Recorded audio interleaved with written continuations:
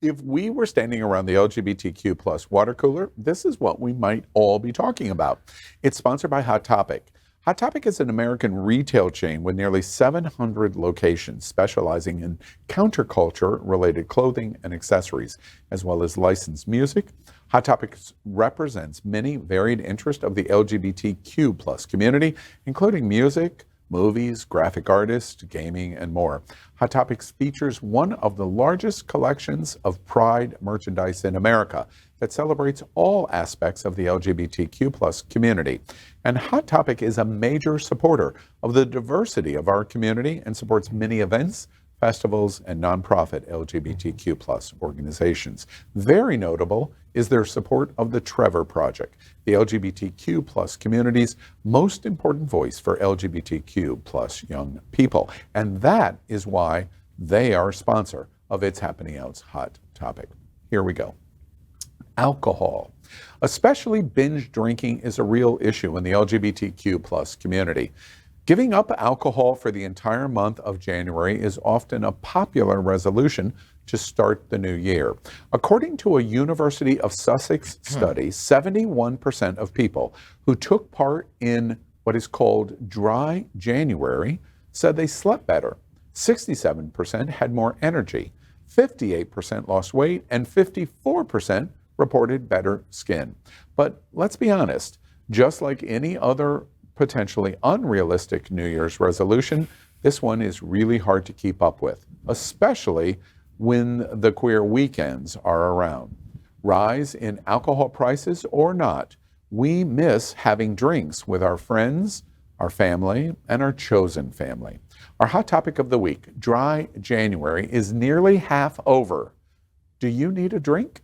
Hey, hold on, Al. Wait, 1 second, Al. Hold on. Yeah, elimination, and I saved some from the earlier rounds. Right? Yeah. Cheers. Get it. Cheers. Right? Now, I thought dry January was where you just kept mixing a batch until you ran dry. All right, we're going to pretend we didn't even say that. Let's just pretend. Right. You know, since he's not part of our regular cast, he doesn't understand that we're usually funny. Yes. He understands, so he doesn't get that, you know? Yeah, that's why the show ended in September. and we ramped bigger and better. And we ramped bigger and better. But it's okay. You know, like I said earlier, as everyone that didn't make the cut. I'm glad And that Wow. Wow. Point for Maxie. You opened that door. Yeah. Listen, did open that. Dry January. But What listen, did I say? okay, so for those of you, I'll let you in on a little trade secret. I'm 20, so this has been lemonade every single episode that I've been on, for me personally.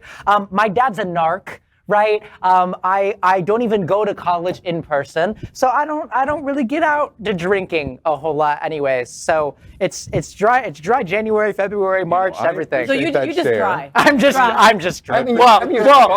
Only in some capacities, but I appreciate the share. Let me give you another share. John and I explored the best wine bars in South Florida frequently. We've seen you roll down Wood Drive. However, you know, so we will not diss anyone's yuck-free yum if they choose to go that way. However, I will cheers to tequila, Corona, cerveza all day, every day. I still sleep well. I'm still exercising, keeping up with my New Year's resolution of living self-care. Mm-hmm. It's Is all that in shirt a choice. medium or? First, get off my tit. It's medium, and so it's all in moderation and knowing your limit. I mean, you know, at the end of the day, knowing what makes you better. If it's more sleep, go to bed early. If it's more sleep, turn off the work computer. Turn off, remove yourself from that atmosphere. Again, some people need that to detox. And that's a fine thing. And that's totally fine. I don't think that January should be the month to do it, okay? Listen, I'm the only one at the table in recovery, and I'll tell you this, that in January, my LGBTQ plus AA meeting is packed. Packed! Like the gym. With people I don't see past February. Mm-hmm. And then next year, they'll be back in January trying again. Because November and December is when we see our families. Is when we drink too much in front of our families. Is when shit happens because we drank too much. At our office party, we almost lost our job. Everything happens around November and December, and all of a sudden people are like, oh my God, I have a problem. I gotta stop drinking, you know? And then that's what happens in January. You know, if it's something for health reasons, like you're saying, you know, yes, if you don't drink that much, your wallet says thank you, your skin says thank you, you do sleep better, you wake up to people you actually know. personal experience. Wait, are you making the Stop case telling my to secret I told drink? you. Stop. I told you it's a secret. Shh. So I mean, if for health reasons, it's a fantastic thing to do. Broadly, does LGBT have a drinking Yes. problem? absolutely. Do we have Oh my God! You know how many AA rooms we have? You have no idea where they're at. Las Olas is full of them. Yeah. And they're LGBT. They're And not just regular AA meetings. And okay, at one end, that's a representation of problem. But at the other end, let's talk about 4 of the principal LGBTQ communities in the country: Santa Monica, West Hollywood, Palm Springs, Main Drive, Wilton Drive and Wilton Manors, and the Main Street Drive in Provincetown. The dominant component of all 4 of those communities are at bars. So it's our safe space because that's where we can go to be around our like friends, get our entertainment, our queens can perform, our entertainers can perform, and be amongst people who are going to celebrate and salute them. They're not welcome into mainstream, and so that we can go in and be in that space. They're not welcome at libraries. They're not welcome at regular mainstream cinemas. And so we have to go there. And so what do you do while you're there? They drink. They're 2 for 1. They have this. They're throwing it at Our us. community is very insecure. We're very anxious. We're very frustrated. And alcohol allows us to just chill before. Take a couple gummies and a couple shots. Now I can go to Hunter's, right? Right. I mean, that's a normal thing. And I've been pent up all week long by being straight acting and trying to fit in as a person of color, trying to make sure I don't go. And so therefore, I assure you, you're not straight. well, Al, we know when you put on this Al Ferguson person, you like RuPaul changing this whole new demon. So, but we love you for that. But anyway, I mean, but after a week of all of that, you have to let your hair down. And we talked about this in one of the shows. But the question is, leave it on to the that dance floor. point, why do we have to do it with alcohol? Well, because that's what we were shepherded to. I mean, everybody here, and I'm not making an age joke, but everybody at this table except for Max, where's the first place that you went to find community when you were, hopefully, if you were able to come out when you were young? We all went to the bars, that's just where we went. That's all I have to say. Okay. And it's stress No, reliever. if it's not alcohol, it's drugs. Self-fulfilling. It's not. Yes. If it's not alcohol, it's I drugs. agree. I mean, Yeah. you know. And as a good coping mechanism, you think that you're gonna forget everything that happened. You're gonna be able to deal with tomorrow. But what we don't get told is that after tomorrow comes, those problems come back magnified because now you have the headache, now you have the issues, and you have to still face all those issues not feeling 100%. Yeah. And so that's something that we're ingrained in, unfortunately, into our society. That Are we able to socially drink and it not lead to significant problems? Sure, Yes. there's plenty of people that don't have problems. That don't have an issue drinking. You know, me and Cal Okay. went and had dinner the other day, and there was 2 bottles of wine, and that was between 3 people, and they were fine. Yeah. You know, it was a night of celebration for somebody's birthday, right? And you knew that's it. You're done. The problem with me, which is why I have 8 years of sobriety, is that I don't know when to stop. That line was always blurred. I always wanted more. It was never enough. And the recipe for disaster was never the same each day. So it led me into way worse problems than when I started. So to that point, dry January, if we don't think that the commitment of a resolution of being no drinking for the month, or it's the wrong month, from your seat, what's the recommendation of what we do? If we recognize that the community broadly has a drinking problem, an alcohol problem, what is it that we think or recommend that we do? People listening to us right now, I think I have a drinking problem, but I don't want to commit to dry January. What do we do? What do we do? Find other people that are in the same place as you, you know, a group. There's so many Facebook groups. There's groups everywhere that will help you. Find AA. Go talk to somebody. You know, there is literally a checklist online that you can Google, am I an alcoholic? Okay, and it'll give you 10 questions. Out of those 10 questions, I said yes to 9 of them. Okay, and it says if you say yes to over 4 or 5, you might be an alcoholic, and it gives you information. Take that test on your own, and then make a decision. You know, is your life that affected? If when you go out to party the next day, you can't go to work, you are unfaithful to your significant other, you don't know where your money goes every week. If you have lost things, opportunities, jobs, people because of alcohol, then you've got a problem. Yeah, and you know, I think. I'm sorry. Go ahead. May I also say a wake-up call for me? I went to the doctor, got blood work. The doctor said, I can tell you're a drinker from the blood alcohol. So that moment told me to come up with a checklist. You only could do this amount of drinks each time you go out. Once you go beyond that, go home, and you need to put yourself on some kind of identity where you don't go out maybe for like 2 weeks or whatever. So that way you don't go over the limit. So those reality checks, to me, changes those things. So ask the professionals, ask those people who are governing. Well, and also think about your parents. Do your parents have a problem? Yes. Okay, almost more than 50% of the time, if your parents had an alcohol problem, there's a good chance that you might have one too. And of course, I know AA, but my God, I respect your sobriety so much that I just respect the hell out of you for everything that you've done. Absolutely. And yeah, AA provides a general framework, but there's no one size fits all. No. You know, if you're lucky enough, you'll have a fae in your life that you can go and talk to. If you're lucky enough, like elimination, your doctor, which has said to me, stop it, but he's given up that fight. But talk to people who can relate to whatever your situation is, because everyone is different and everyone's problem is different. Everyone's situation is different. Yeah. Max, I'm curious in terms of Gen Z or at 20, do you worry about first you having any alcohol issues? I drink so infrequently. I know that there's a lot of people in my life who drink quite frequently that I've had to have conversations with because it's gotten in the way of things. But I think that when we're talking about a community that suffers from depression and anxiety and all of these other issues that are sort of placed upon us, I think it's no question that we would see a heightened risk of alcoholism or drug abuse and things like that. Like that's no surprise. I don't think.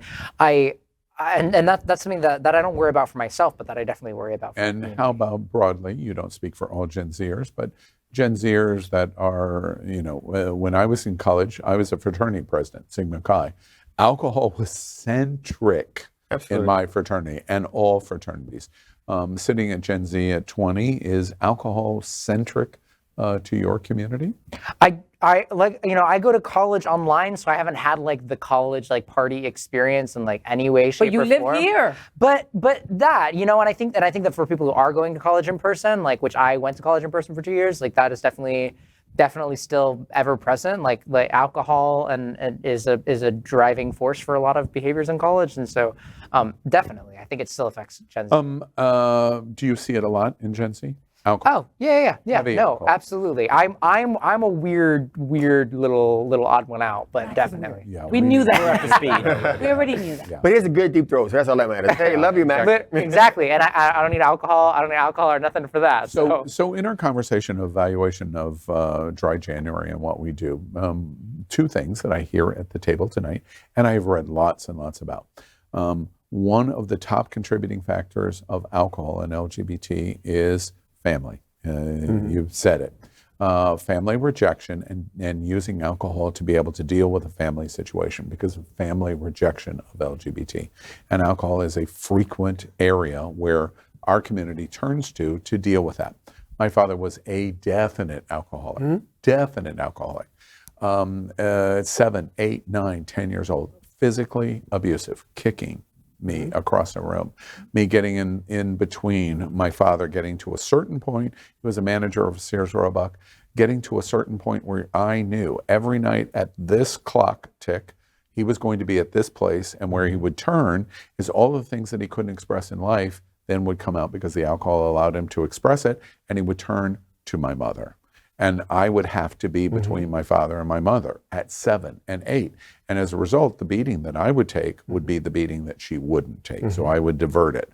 The question would be frequently, does that mean that the child becomes the alcoholic? Now, in my instance, I'm pretty sure that that's not the case.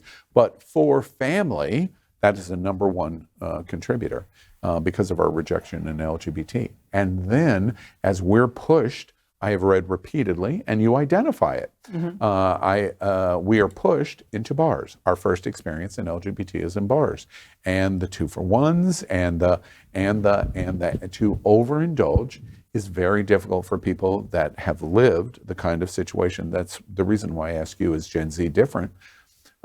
We imbibe and we take the drink much faster because we're pushed into a place where it is so easy to help numb the problems that we face in our life. So as a result, we're set up by our families, and then we're set up by our communities, and we fail because of it. Yeah. That's why we need Dry Januaries.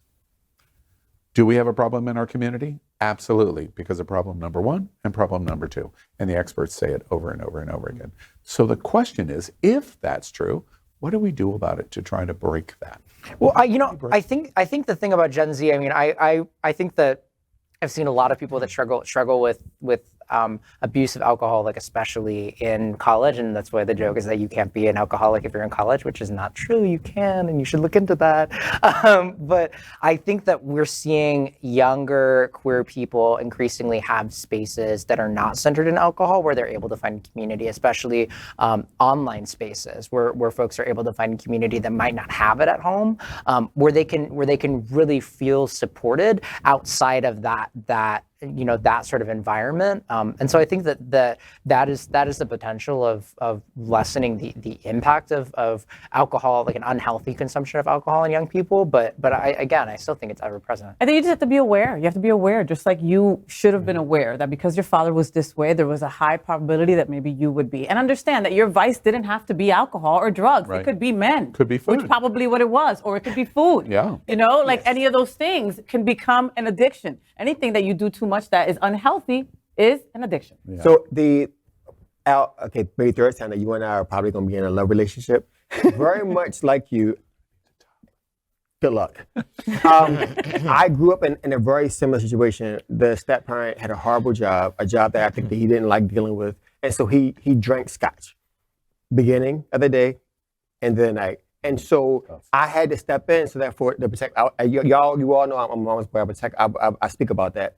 But what that did for me was learning what not to do. So I purposely never drank alone because I saw that habit. I also saw family members, as a Native person, had to drink to cope to get through the day. And so although they were functioning, they had to get through the day. Again, it taught me never drink alone. But until we have these conversations to see that you are like me, this is what I did. You don't have to fall into that. You can still be successful. So what we can do is let's have these conversations. But Faye, I love what you just said, and it'll be very vulnerable, is I took my addiction to sex. So I had to go deal with that beating, so I needed to be loved. And so I went into places, into bedrooms, into corners that I shouldn't have. But it changed. Although I didn't lose a job, I never got too far into it. But I still needed that next moment of passion. I still needed that next moment of where you were screaming. I needed to know that I did something. But until we talk about it, that's what we can do. Mm-hmm. Be open to each other, talk about it, and say, you know what, you're not alone. Because until we take those barriers and remove color from it, guess what? Again, that's why this love relationship was going to end at the end of the show. That you and I, very much different, 65 and 35. 62. But not that I care. But no, but the point is that regardless of how we grew up, and that we still had something in common, and we still survived it. And this is how we did it. Different opportunities, but same strategy. And we can take that to someone who needs to hear it. So kind of in our hot topic this week, we identify that we see in LGBT that we have lots of initiation of addiction out of our family situations. We have lots of addiction because we're driven into a social situation in our gay bars because it provides safety for us. We've talked about that. We've talked about that it's alcohol, which is the principal topic that we're talking about, but it doesn't have to be the addiction of alcohol. It could be the addiction of sex. It could be addiction of drugs. It could be addiction of food. It could be addiction of being abusive.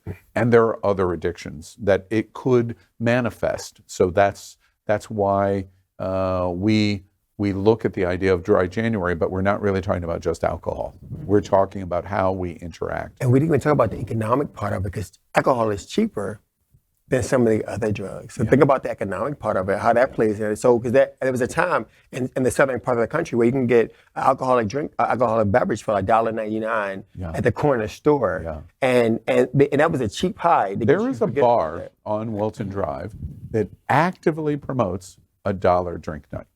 Vodka, $1. Well, what kind of alcohol? I do not criticize the economics of the business decision making of that business, but what is that going to lead to? Well, we know what that's going to lead to, because you're going to come and for $1, you're not going to have one, you're not going to have two, you're going to have 8. Absolutely. Yeah. Right? And now I love this, and I'm going to come back over and over and over And bring my again. friends. So I'm going to bring my friends exactly with me. So I think we've identified that. I want to come back one more time because I really do think probably you're the expert at the table in terms of the sobriety. You've told me stories that literally could curl my hair in terms of what you've, which I he doesn't have a love. lot. I love the We still have to take it off. I'm sorry. I love the honesty of what you have been through in your life. Final recommendations. So if any of these possibilities that we've talked about is true, your easiest to intermediate difficulty recommendations are immediately what kinds of things should we do? Talk to somebody. Just like everybody at the table said, I'm no expert. Everybody here at the table is an expert. We deal with alcohol all the time. Alcohol is everywhere. If you're trying to stop, they tell us that you only have to change one thing, everything. That's what they tell us in AA. People, places, and things. Everything needs to go and change if you are really serious about changing your life for the better.